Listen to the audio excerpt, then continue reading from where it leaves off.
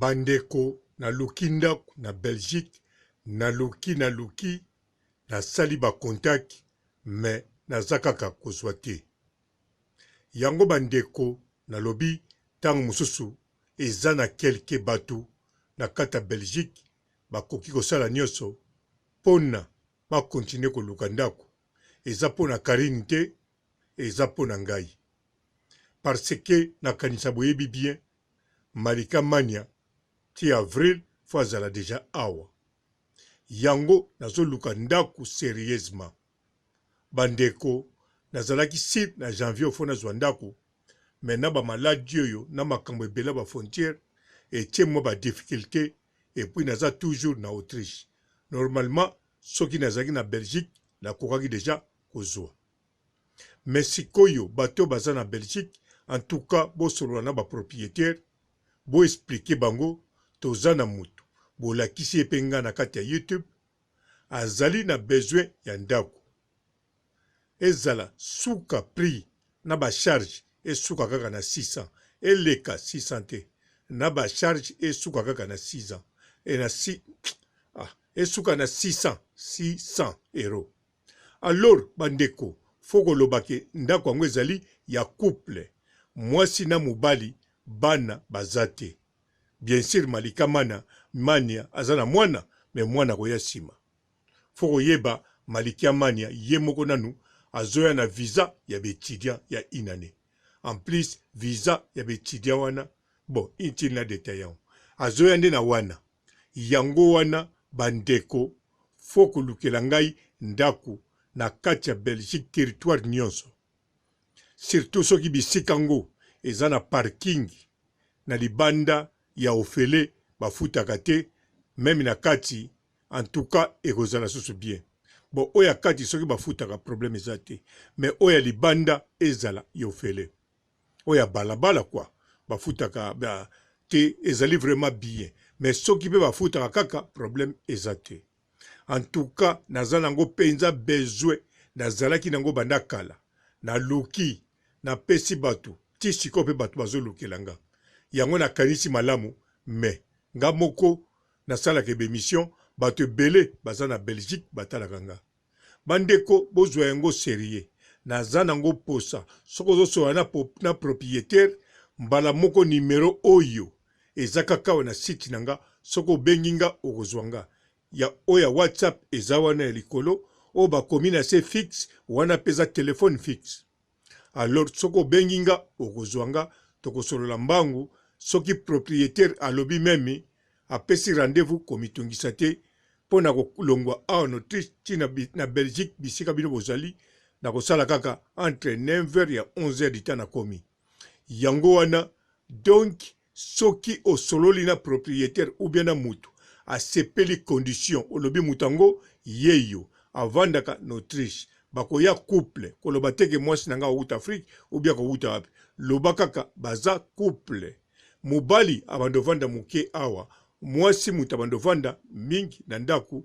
Donc le premier tile 30 mobali abandoya azongi azalaka naye na Autriche mais azoluka ndaku nyonso ekozala na compte na ngai.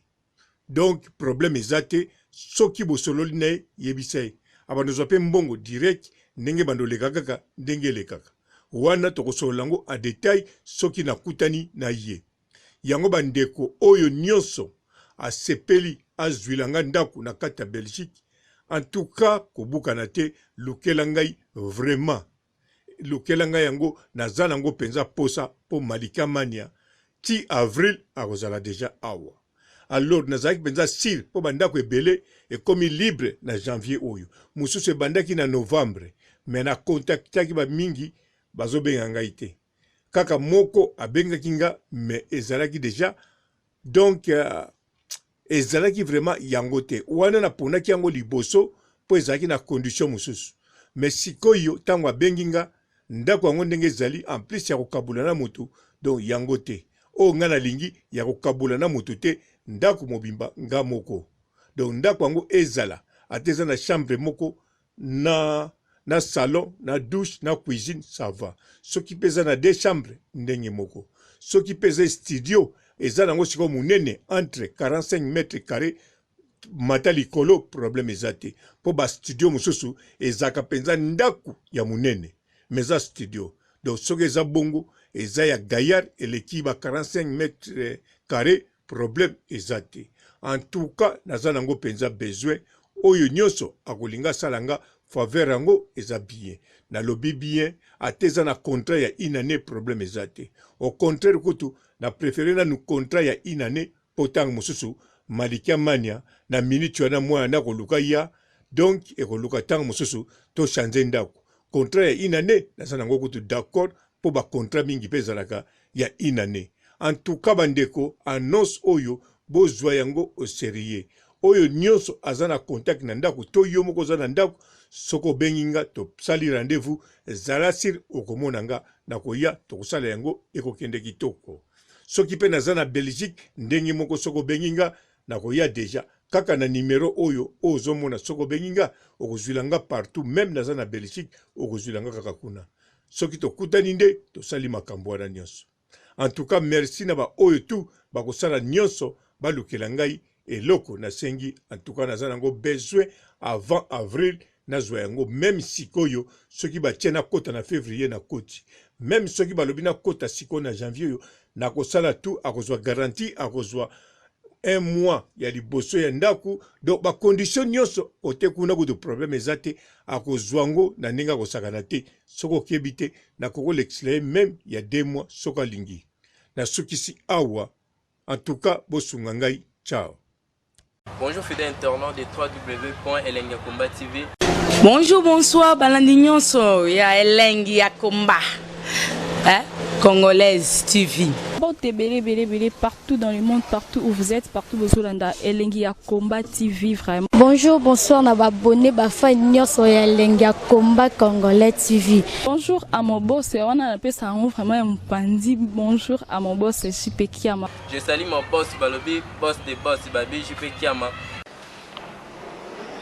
Bonjour, na Elengi ya Komba Congolais TV vraiment. Ngamo na zana chaîne de kitoko ya boss na JP Kiama ta ay boss des boss ya nyama ya danger. Donc ba samta longola zaki. Ya boss na biso JP Kiama nzambe na ngai ba boss bazali ba boss bazali JP Kiama le boss des boss. Napesi d'abord bonjour tu ba mbote belé na mo boss JP Kiama wana na kozangisa ote donc na ko lekate sana napesa mo boss JP Kiama boss des boss. Bon, bélé partout dans le monde, partout où vous êtes, partout où vous êtes, Elengi ya Komba TV vraiment. Bonjour, bonsoir, na abonné ba fan nyonso ya Elengi ya Komba Congolais TV. Bonjour à mon boss, on a appelé ça vraiment un pandi. Bonjour à mon boss JP Kiama. Je salue mon boss Balobi, boss des boss Babi, JP Kiama. Bonjour, na Elengi ya Komba Congolais TV vraiment. Ngamo na zana chaîne de kitoko ya boss na JP Kiama ta ay boss des boss ya nyama ya danger. Donc ba samta longola zaki. Ya boss na biso JP Kiama nzambe na ngai ba boss bazali ba boss bazali JP Kiama le boss des boss. Napesi d'abord bonjour tu ba mbote belé na mo boss JP Kiama wana na kozangisa ote donc na ko lekate sana napesa mo boss JP Kiama boss des boss.